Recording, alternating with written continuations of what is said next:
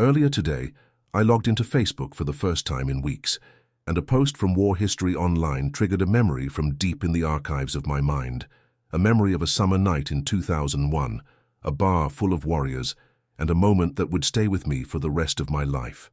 In the first half of my military career, I was a helicopter mechanic and crew member in the Navy. Not the glamorous kind of Navy service that civilians imagine when they think of sailors. I wasn't on ships most of the time. I was with a Marine Corps helicopter squadron, maintaining and flying in CH-53E Super Stallions, the massive 3-engine heavy-lift helicopters that could carry dozens of Marines and tons of equipment into combat zones.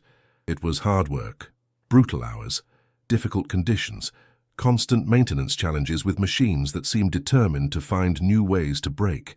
But it was also rewarding work, and I was proud to support the Marines who depended on our aircraft to do their jobs. For several years, my squadron provided support for an annual fundraiser and gala, organized by a charity focused on supporting Marine Corps causes. I don't remember the exact name of the organization. Memory gets fuzzy after 2 decades, but I remember the event itself was a big deal. High-ranking officers, wealthy donors, politicians, and various dignitaries would attend, all dressed in their finest uniforms or formal evening wear, raising money for good causes while celebrating Marine Corps heritage and tradition. Our role was simpler and considerably less formal.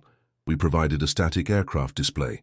We'd fly helicopters to the event location and set them up in a parking lot or field where attendees could walk around them, look inside, ask questions, and get a tangible sense of the equipment and capabilities that their donations supported. In the summer of 2001, I was part of the crew that landed a CH-53E in the parking lot of the hotel where that year's gala was being held. It was a whole weekend commitment. We landed Friday afternoon and positioned the aircraft for display, spent Saturday morning and afternoon managing that display and answering questions from curious attendees. Saturday evening was the gala itself, and then Sunday morning we'd depart and conduct a flyover of the golf tournament that followed the main event. The entire operation was a carefully choreographed dance of logistics, timing, and military precision. Landing a helicopter the size of a small school bus in a hotel parking lot requires clearances, planning, safety measures, and the kind of confidence that comes from hundreds of hours of flight experience. Our pilots made it look easy, setting the massive aircraft down with surprising delicacy. The rotor wash sending dust and debris swirling across the parking lot, the distinctive thunder of 3 turbine engines gradually winding down to silence. Once we had the aircraft shut down and secured, we spent the rest of Friday afternoon preparing it for display. This meant cleaning everything, and I mean everything. The CH-53E is a workhorse helicopter, built for utility rather than beauty, and after regular flight operations it would accumulate dirt, grease, hydraulic fluid stains, and general grime. But for a static display at a fancy fundraising gala, it needed to look presentable. So we scrubbed and wiped and polished until the aircraft looked better than it had in months, maybe years. We also set up safety barriers, prepared informational materials about the aircraft's capabilities and specifications, and coordinated with event organizers about timing, crowd control, and various other details that make the difference between a successful display and a chaotic mess.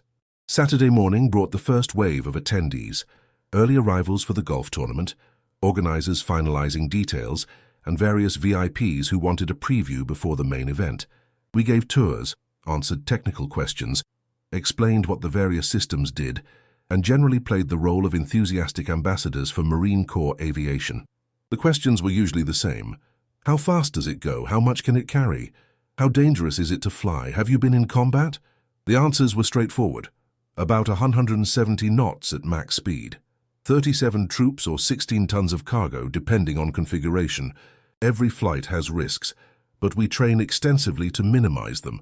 And yes, many of us had deployed to combat zones, though in 2001 that mostly meant peacekeeping operations, humanitarian missions, and the occasional tent situation rather than sustained combat.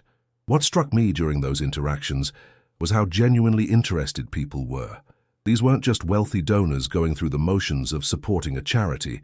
Many of them had personal connections to the military, veterans themselves, family members of service members, or simply people who felt a deep appreciation for military service. They asked thoughtful questions, listened carefully to our answers, and expressed sincere gratitude for what we did. As the day progressed, the attendees arriving for the evening gala began to appear. The parking lot gradually filled with expensive cars, BMWs, Mercedes, the occasional exotic sports car that probably cost more than I'd earn in several years. Men in tuxedos and women in elegant evening gowns walked past our massive military helicopter, creating a surreal juxtaposition of high society elegance and utilitarian military hardware. And then the Medal of Honor recipients started arriving. I need to pause here and explain something about Medal of Honor recipients, because they occupy a unique place in military culture. The Medal of Honor is the highest military decoration awarded by the United States government, presented by the President in the name of Congress. It's given for a conspicuous gallantry and intrepidity at the risk of life above and beyond the call of duty. That phrase, above and beyond the call of duty, is important. It doesn't mean doing your job well. It doesn't mean being brave under fire, which is expected of all service members. It means doing something so extraordinary, so selfless, so far beyond what anyone could reasonably expect, that it stands out even among the countless acts of courage that occur in combat. The statistics tell the story. Since World War II, despite millions of Americans serving in combat, fewer than 300 Medals of Honor have been awarded. Many are posthumous. The actions that earn the medal often involve sacrificing yourself to save others, holding impossible positions against overwhelming odds, or performing repeated acts of heroism while wounded and under intense enemy fire. Medal of Honor recipients are treated with special reverence in military circles. They receive a monthly pension, can fly on military aircraft on a space-available basis for free, receive invitations to presidential inaugurations and military ceremonies, and are saluted by all service members regardless of their rank. An enlisted Medal of Honor recipient is saluted by generals. That's the level of respect we're talking about. But more than the formal privileges, there's an informal reverence. When you meet a Medal of Honor recipient, you're meeting someone who faced death and chose to act anyway, who put others before themselves in the most literal and immediate way possible, who embodied the ideals of military service in a moment when it would have been entirely understandable to do otherwise. So when Medal of Honor recipients started arriving at the gala, word spread quickly among those of us managing the aircraft display. We could see them from a distance. Elderly men, most of them, wearing their dress uniforms with the distinctive light blue ribbon of the Medal of Honor standing out among their other decorations. Some walked with canes, some moved stiffly with the accumulated injuries of decades past, but all of them carried themselves with a quiet dignity that was immediately recognizable. The event organizers had invited a dozen or more Medal of Honor recipients from World War II, Korea, and Vietnam, all branches of service, not just Navy and Marine Corps. It was an impressive gathering of living history, men who had fought in some of the most significant conflicts of the 20th century and performed actions extraordinary enough to earn the nation's highest honor. As a low-ranking sergeant, I wasn't invited to the gala itself. The actual dinner and ceremony were black-tie affairs with speeches, presentations, and the kind of formal atmosphere that makes junior enlisted personnel uncomfortable. Too many eagles and stars in the room for my taste, as I thought at the time. My job was to maintain the aircraft display, be available if anyone wanted tours or had questions, and generally stay out of the way of important people doing important things. But before the gala began, while attendees were still arriving and mingling in the reception area, several of the Medal of Honor recipients made their way out to look at the helicopters. This made sense. Many of them had military aviation backgrounds, and even those who didn't were naturally interested in seeing how military equipment had evolved since their time in service. I met several of them during those pre-gala hours. I wish I could remember all their names, but 20 years and several deployments have blurred some of the details. What I do remember clearly is how approachable they were. These were men who had done things that would be turned into movies and books, who had faced trials most people couldn't imagine, who carried decorations that made them legends in military circles. And they were normal, friendly, genuinely interested in talking to a young sergeant about helicopters and military life. One World War II veteran, who must have been in his late 70s at least, asked detailed technical questions about the CH-53E's engines and transmission systems, comparing them to the radial engines and mechanical systems of the aircraft he'd known. A Korean War recipient wanted to know about our deployment schedule and what kind of missions we typically flew. A Vietnam veteran, whose name I wouldn't learn until later, mostly listened and observed, asking occasional questions but seeming more interested in watching how we interacted with each other as a crew. What struck me most was their humility. None of them brought up their medals unless directly asked. They didn't tell war stories or brag about their actions. They were just veterans, interested in talking to younger service members, asking about our experiences, sharing the kind of casual camaraderie that transcends generations and branches of service. As evening approached and the formal gala began, the Medal of Honor recipients headed inside, along with the other distinguished guests. The parking lot grew quieter. The aircraft display was officially closed for the evening, and we junior enlisted folks were left to our own devices for the night, which, in military tradition, meant finding food and beer. The hotel had a bar attached to its restaurant, a comfortable space with dark wood paneling, dim lighting, and the kind of atmosphere that encouraged people to settle in for a long evening. We, 4 or 5 Marines from the helicopter crews, grabbed a table, ordered dinner, and started working our way through the beer selection. It had been a long day of standing in the sun, answering questions, maintaining military bearing and professionalism. Now we could relax, let our hair down, metaphorically, we all had military haircuts, and blow off some steam. The conversation was the usual mix of shop talk, complaints about leadership, speculation about future deployments, and the kind of crude humor that military personnel use to cope with the stress of their jobs. We were well on our way to a good drunk when the gala ended, and the attendees started filtering out. The transition from formal gala to informal after-party happened gradually, like the tide coming in. First came a trickle of younger attendees, staff members and junior officers who'd been at the periphery of the main event, loosening ties and looking for drinks. Then came a larger wave, the bulk of the attendees, conversations continuing from the gala, dress uniforms and evening gowns mixing with the more casual atmosphere of the hotel bar. And then came the Medal of Honor recipients. They had shed their formal demeanor, along with their uniform jackets and bow ties. Several of them gathered at the bar, ordering drinks, laughing at shared jokes, the kind of easy camaraderie that comes from shared experiences and mutual respect.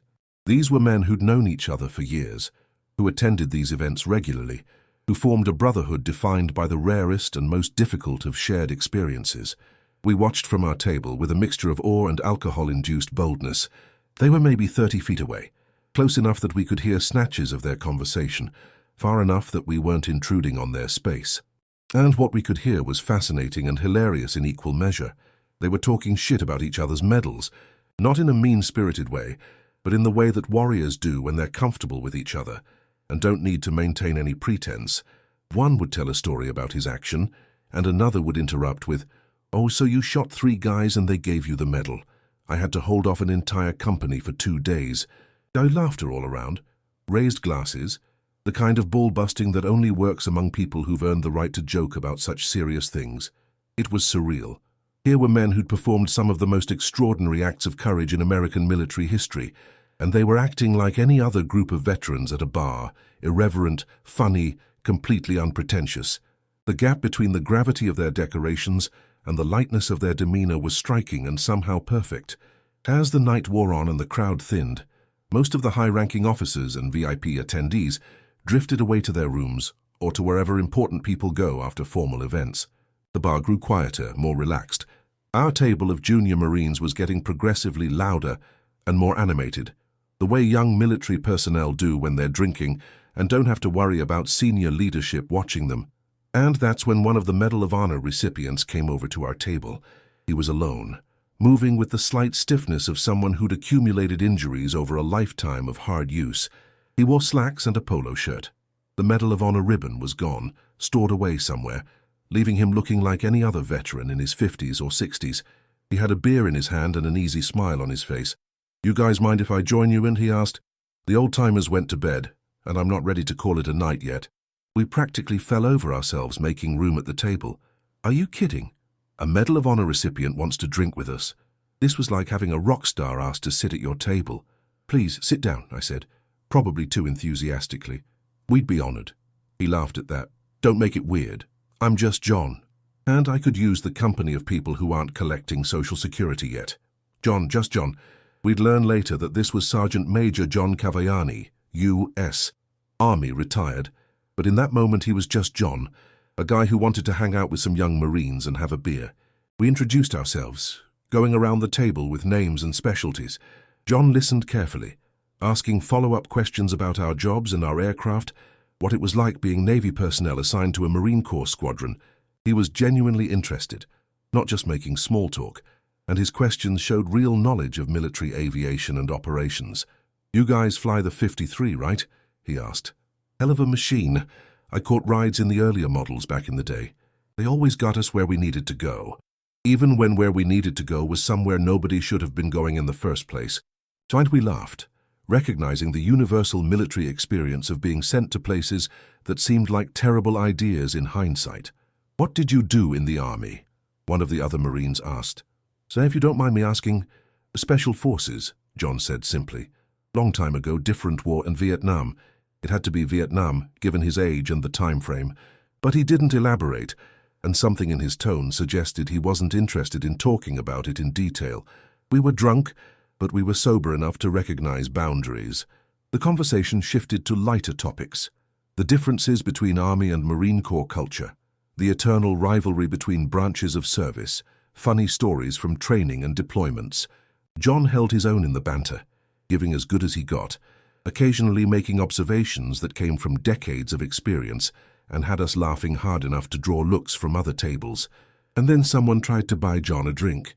I don't remember which one of us suggested it first, but the idea seemed obvious and right. Here was this guy, this living legend, hanging out with us junior enlisted guys, and we should at least buy him a beer to say thank you. One of the Marines caught the bartender's attention and pointed at John's empty glass, indicating we'd like to get him another round. John saw what was happening and immediately waved it off. "Nope, not happening. I appreciate the thought, but no." "Come on, John, let us buy you a beer," someone protested. "Absolutely not. I'm buying. In fact," he turned to the bartender, "these Marines aren't buying anything else tonight. Everything goes on my tab.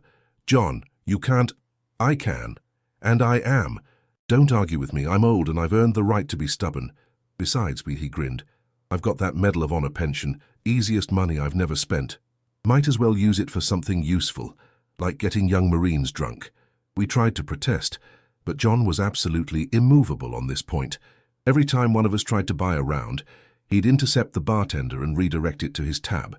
Every time we suggested splitting the bill, he'd shut it down with a smile and a firm refusal. It became almost comical. Grown men, trained military personnel, completely unable to win an argument with a retired Army Sergeant Major about who was paying for drinks. "So look," John finally said, after we'd made several unsuccessful attempts, "you guys are doing something I can't do anymore.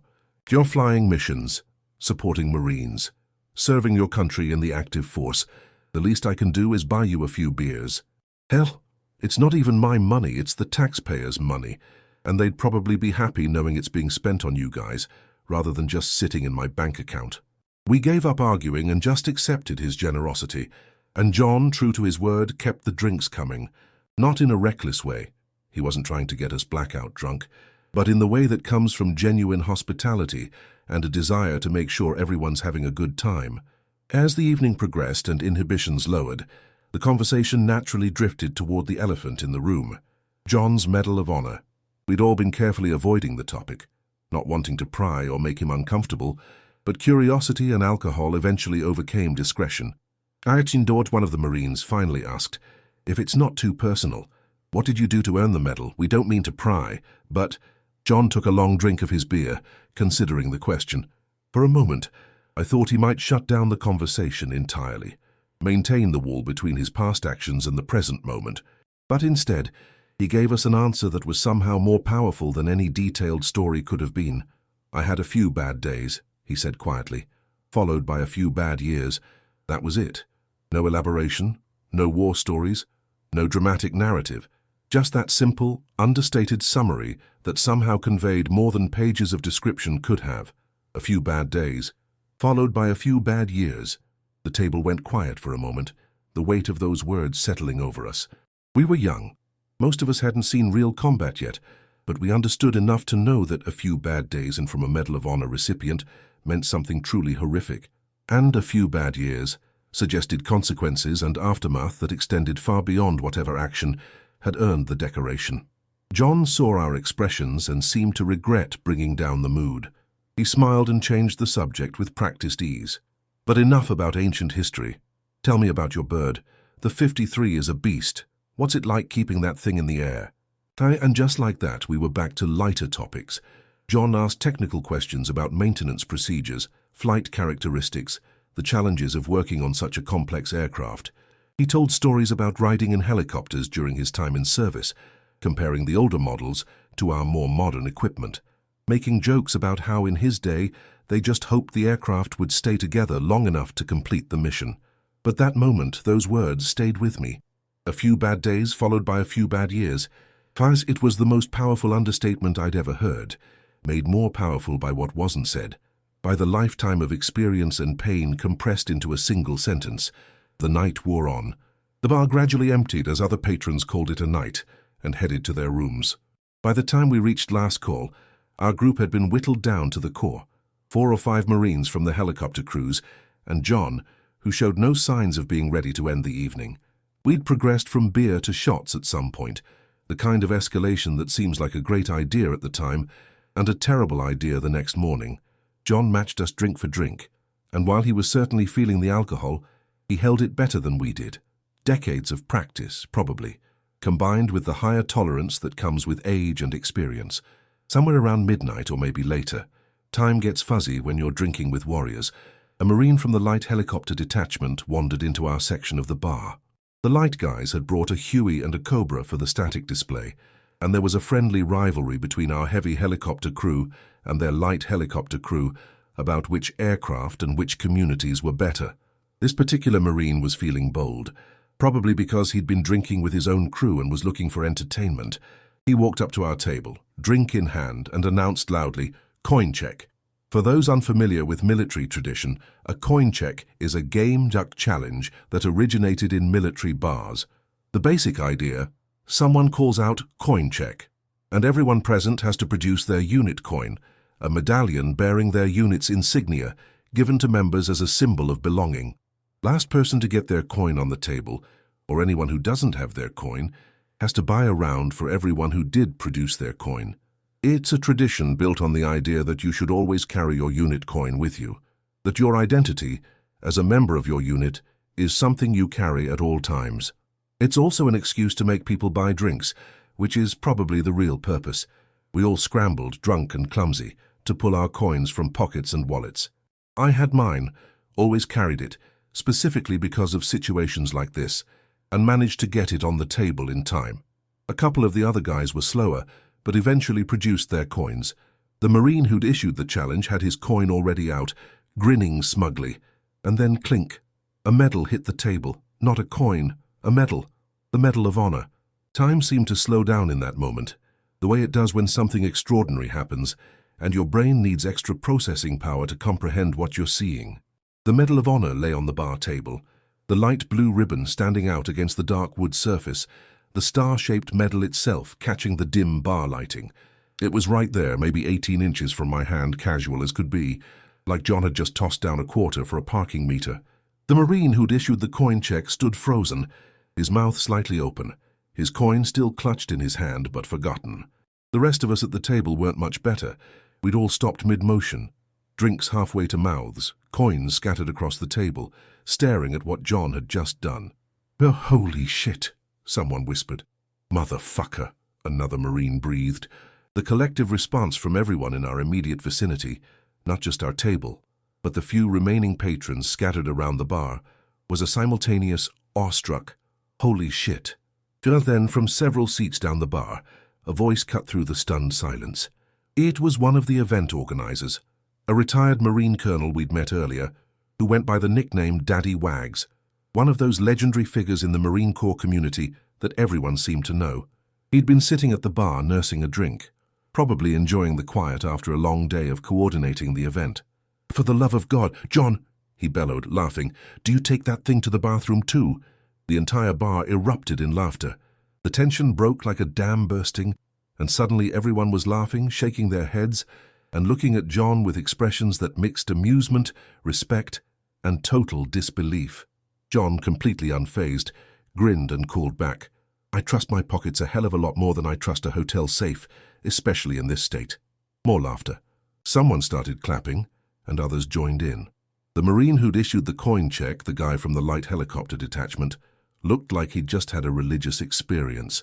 He walked over to the bar, pulled out his wallet, and told the bartender to put a round of drinks for our entire group on his tab. John immediately intercepted. "Put it on mine," he told the bartender. "John, come on, let me not happening. Your money's no good here tonight, Marine, but I appreciate the gesture." And the light helicopter Marine shook his head, laughed and came over to shake John's hand. "Sergeant Major, that's the most epic coin check response I've ever seen.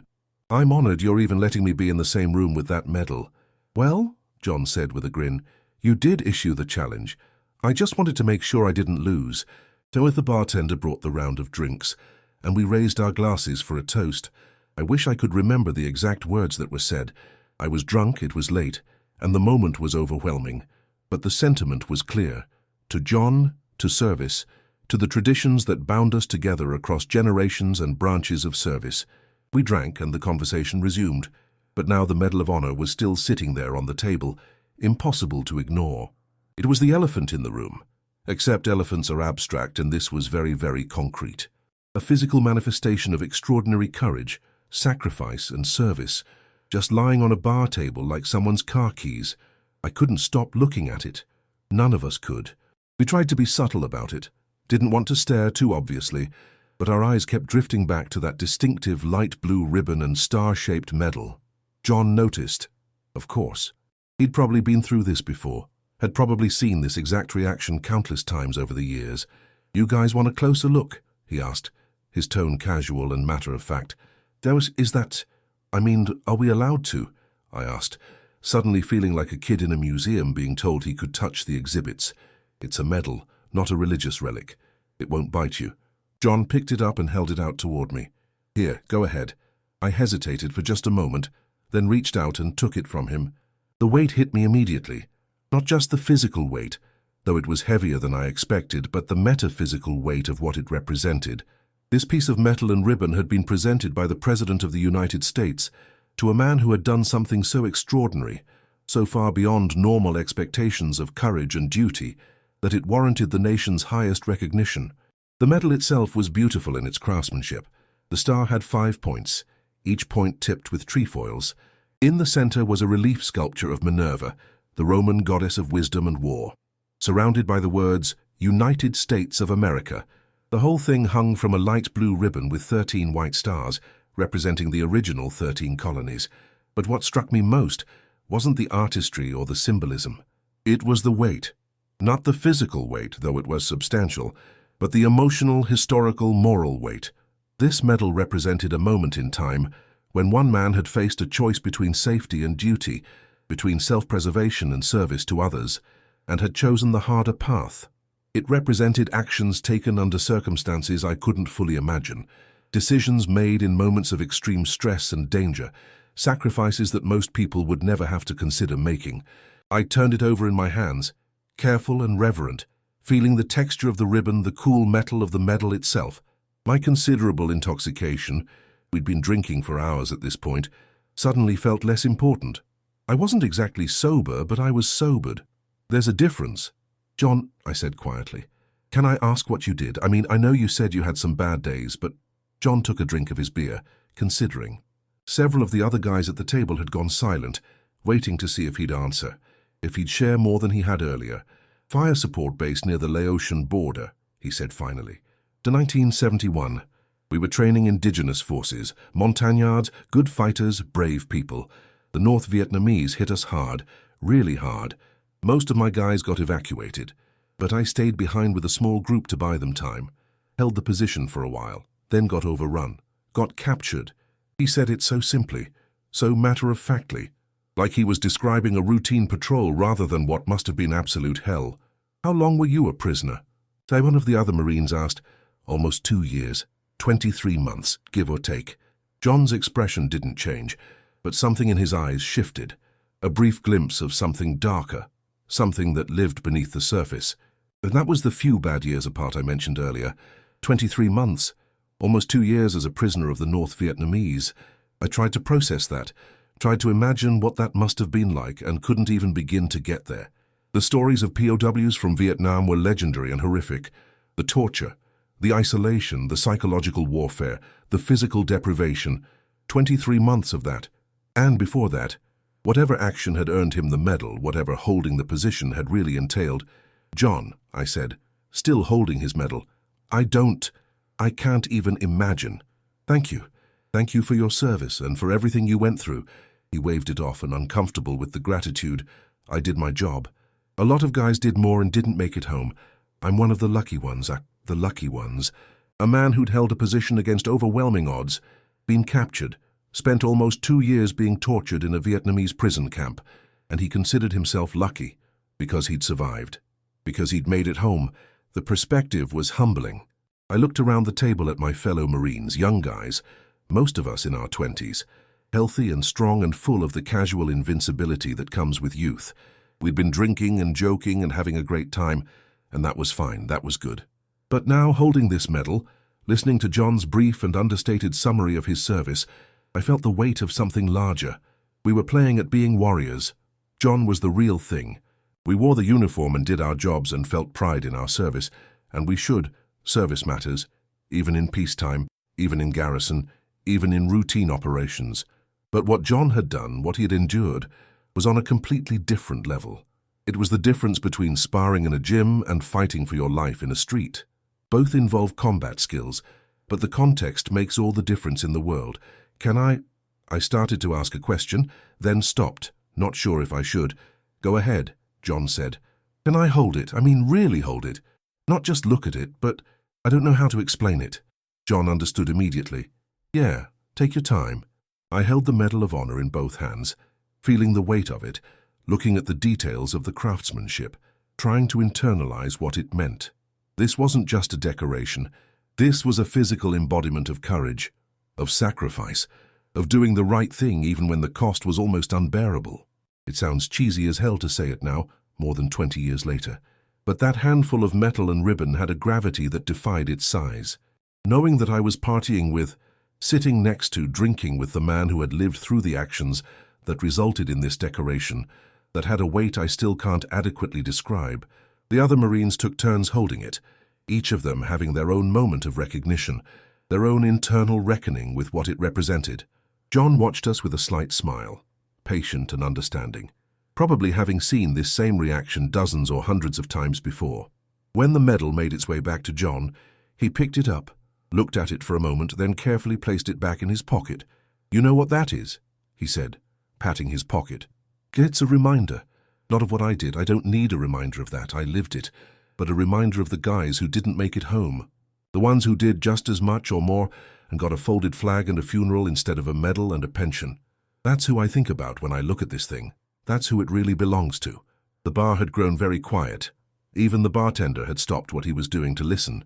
John's words carried the kind of truth that doesn't need emphasis or elaboration. It just is.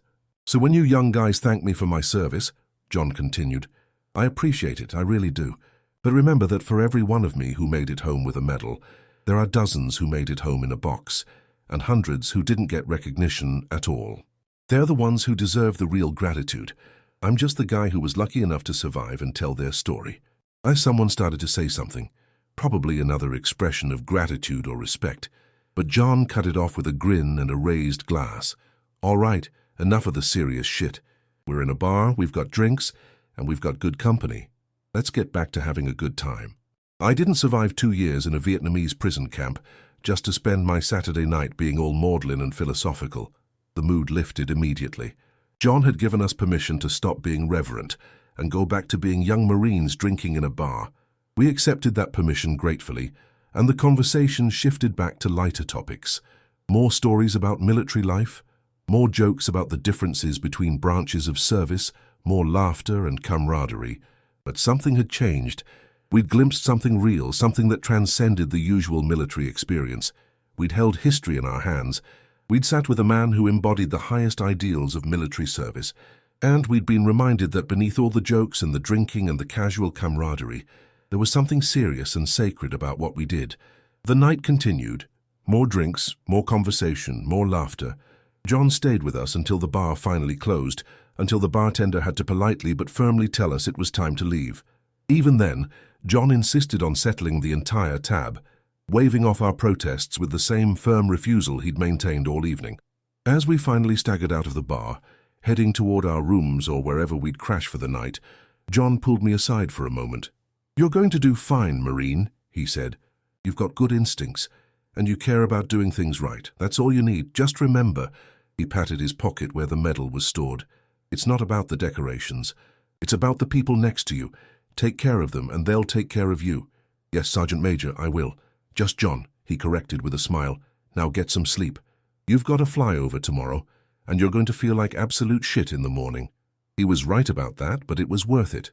Entirely too early and with entirely too much sunlight, the flyover of the golf tournament was scheduled for 0900, which meant we needed to be at the aircraft by 0700 for pre-flight checks and preparations. That gave us maybe 4 hours of sleep, if we were lucky, and those 4 hours were spent fighting off the kind of hangover that comes from mixing beer, shots, and meaningful conversations about sacrifice and service. But we were military, and we had a job to do. So we dragged ourselves out of bed, drank as much water as our bodies would accept, consumed whatever breakfast we could manage to keep down, and made our way to the parking lot where our CH-53E sat waiting. The aircraft looked exactly as we'd left it, pristine, perfectly positioned, a monument to Marine Corps aviation sitting incongruously in a hotel parking lot. We went through our pre-flight procedures with the kind of mechanical efficiency that comes from having done it hundreds of times before, our bodies on autopilot while our brains tried to catch up with consciousness. John was there, standing at a distance, watching us work. He'd clearly gotten more sleep than we had, or was just better at hiding the effects of a long night drinking. He was back in casual civilian clothes, and at first I didn't notice the small ribbon bar pinned to his polo shirt. But when he came over to say goodbye before we launched, I saw it. The light blue ribbon of the Medal of Honor, small and understated, but unmistakable if you knew what you were looking at. "Fly safely, Marines," he said, shaking hands with each of us. "And thank you for letting an old army guy crash your party last night." "Thank you, Sergeant Major," I said. "For everything. Last night was... I don't even have words for what it meant."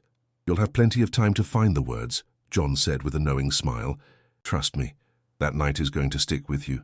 Might take a few years to fully understand why, but it will." He was right about that, though I didn't know it yet. We launched on time, conducted our flyover of the golf tournament, a simple low pass over the course, giving the attendees a final display of Marine Corps aviation before we headed back to our home base. The flight back was quiet, each of us lost in our own thoughts, nursing our hangovers and processing the previous night's experience. As John had predicted, that night did stick with me. But not immediately, and not in the way I expected. We got back to our base, returned to normal operations, fell back into the routine of military life.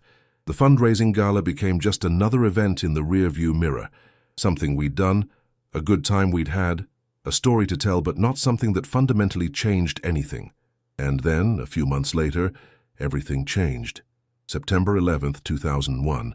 I was at work when the towers fell. We all were. It was a Tuesday morning, a normal day, until suddenly it wasn't. I watched the footage on the television in our ready room, saw the second plane hit, watched the towers collapse, and understood immediately that the world we'd known was gone, and something new and terrible had taken its place. The military response was immediate and overwhelming. Deployments were accelerated, training intensified. Units that had been on routine peacetime schedules suddenly found themselves preparing for combat operations. The long wars in Afghanistan and Iraq were beginning, though we didn't know the scope or duration yet. We just knew that we were going, and soon, and it was going to be real. Everything became about preparation, about getting ready, about understanding that the theoretical combat scenarios we'd trained for were about to become very, very real. The jokes stopped. The casual attitude shifted. We were going to war and people were going to die, and we needed to be ready for that.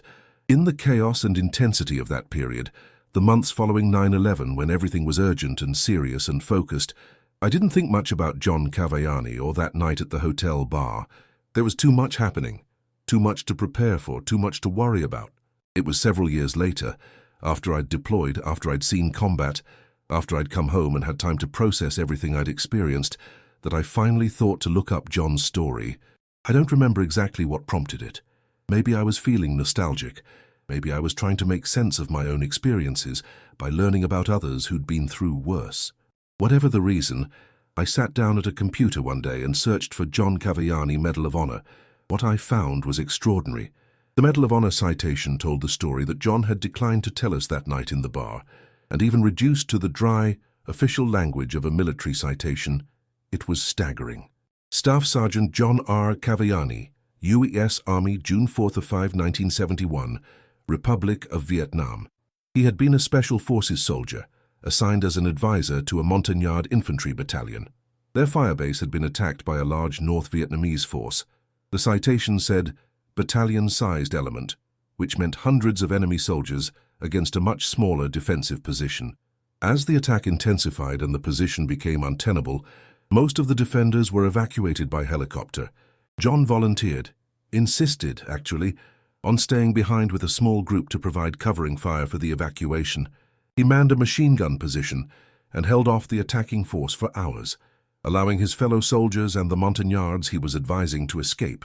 When ammunition ran low and the position was about to be overrun, John covered the evacuation of his remaining men, fighting alone from multiple positions to make the enemy think they were facing a larger force. He was wounded multiple times but continued fighting until he physically couldn't continue. The North Vietnamese captured him. They would hold him as a prisoner of war for the next 23 months. Reading that citation, I finally understood what John had meant by a few bad days, followed by a few bad years. A few bad days, holding a position against overwhelming odds, getting wounded multiple times, fighting until you literally couldn't fight anymore, then being captured by an enemy that was not known for treating prisoners well. Their few bad years, 23 months in North Vietnamese captivity, enduring whatever they did to prisoners in those camps, torture, isolation, starvation, psychological warfare, and he'd survived it all. Came home, received the Medal of Honor from President Ford in 1974, retired as a sergeant major, and spent the rest of his life carrying that medal in his pocket, buying drinks for young Marines in hotel bars, and deflecting attention away from himself and toward the men who hadn't made it home. I sat at that computer for a long time, reading and rereading the citation, looking at photographs of John receiving the medal, trying to reconcile the man I'd met, funny, humble, easygoing, with the actions described in that official document, and I realized something. John had been exactly the same person during those few bad days as he was in that hotel bar. The courage, the selflessness, the focus on others rather than himself, those weren't things he turned on when circumstances required them. They were who he was. The Medal of Honor didn't make him a hero. It recognized that he already was one. That night in the bar, when John had pulled out his medal for a coin check, when he'd let us hold it and ask questions, when he'd deflected attention away from his own actions and toward the men who hadn't survived, he'd been teaching us something. Not through lectures or formal instruction, but through example. He'd been showing us what real leadership looked like, what real courage looked like, what humility looked like in someone who had every reason to be proud. And more than that, he'd been giving us a gift. He'd been treating us, junior enlisted Marines who meant nothing in the larger scheme of military hierarchy, like we were worth his time, his attention, his generosity. He'd been telling us through his actions that we mattered, that our service mattered, that the work we did, even in peacetime, even in routine operations, was part of something larger and more important. I deployed to Iraq twice and Afghanistan once over the years that followed. I saw combat, I lost friends. I came home with my own collection of experiences that I didn't talk about much, my own few bad days that couldn't compare to John's, but were significant enough in my own life. And during the harder moments, the times when I questioned whether I could keep going, when the stress and fear and exhaustion threatened to overwhelm me, when I had to make decisions that might get people killed, I would think about John Cavagliani. I'd think about a man who held a position against overwhelming odds because it needed to be held, who volunteered to stay behind when he could have evacuated, who fought until he physically couldn't fight anymore, who survived almost 2 years of captivity and came home and dedicated himself to service in a different form. I'd think about how he'd treated us that night, with respect, with generosity, with genuine interest in our lives and careers, how he'd made us feel valued and important, Not through empty words, but through his actions and his time. And I'd think about the weight of that medal in my hands, the physical and metaphysical gravity of it, the understanding that what I was facing, difficult as it might be, was survivable because others had survived much worse. John Cavagliani became, for me, a touchstone, a reference point, a reminder of what was possible when you committed yourself fully to something larger than yourself, when you put others before your own safety and comfort, when you carried the weight of responsibility with grace and humility. I never saw John again after that night.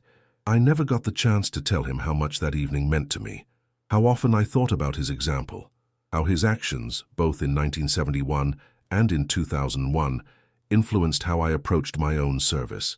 Today marks the anniversary of the first day of John's nearly 2 years in captivity in North Vietnam, June 5, 1971, the day after his Medal of Honor action, the beginning of those few bad years. John Cavagliani passed away in 2014. He was 70 years old. I didn't learn about his death until months after it happened.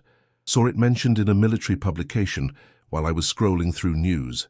The article was brief, a few paragraphs about his service, his Medal of Honor citation, his post-military life. I sat there reading it, feeling like I'd lost something important, even though I'd only met the man for one evening more than a decade earlier. But that's the thing about people like John. They touch your life in ways that echo forward through time. One night of conversation, one moment of holding a Medal of Honor, one example of what grace and humility look like in someone who had earned every right to be proud. It shapes you in ways you don't fully understand until years later. I hope John knew before he died how many people he'd influenced, how many young service members he'd touched with his generosity and his example, how many of us carried his lessons forward into our own service and our own lives. I hope he knew that the drinks he bought, the stories he told and didn't tell, the time he spent with people who were nobody important, it mattered. It made a difference. It changed lives in small but significant ways. And I hope he knew that when we held his medal that night, we weren't just holding a piece of metal and ribbon. We were holding a piece of history, a reminder of sacrifice and service, a tangible connection to ideals that transcend individual lives and individual wars. When people ask me now about my time in the military, about what I learned and what mattered, I sometimes tell them about John Cavagliani, not the Medal of Honor citation. Anyone can look that up. But the man himself, the guy who stayed in a hotel bar until closing time, buying drinks for Marines he'd just met. The guy who deflected questions about his own extraordinary actions and redirected attention to the men who hadn't made it home. The guy who carried his medal in his pocket because he trusted his pockets more than a hotel safe, and who used it to win a coin check and make a group of young Marines laugh. That's the John Cavagliani I knew. Not the warrior from the citation, though he was certainly that, but the man who understood that service doesn't end when you take off the uniform. That leadership isn't about demanding respect. It's about earning it through your actions. That the highest form of courage isn't necessarily in combat. It's in how you live your life afterward, how you carry the weight of your experiences, how you treat people who can't do anything for you. I held a Medal of Honor for maybe 2 minutes that night in 2001, but I've been carrying the weight of that moment for more than 20 years now. The weight of understanding what real courage looks like. The weight of knowing that I met someone who embodied the ideals I was striving toward. The weight of gratitude for a man who took time out of his evening to make a group of junior Marines feel valued and important. Rest in peace, Sergeant Major John Cavagliani. Thank you for your service. Thank you for your sacrifice. Thank you for surviving those few bad days and those few bad years. Joyce, thank you for coming home and dedicating yourself to honoring those who didn't. And thank you for that night in the bar, for the drinks you bought, for the conversations you had, for the example you set, and for letting a young Marine hold your Medal of Honor and understand, however imperfectly, what it really meant. The weight of it, physical, emotional, historical, stays with me still. Fair winds and following seas, Sergeant Major. You earned them.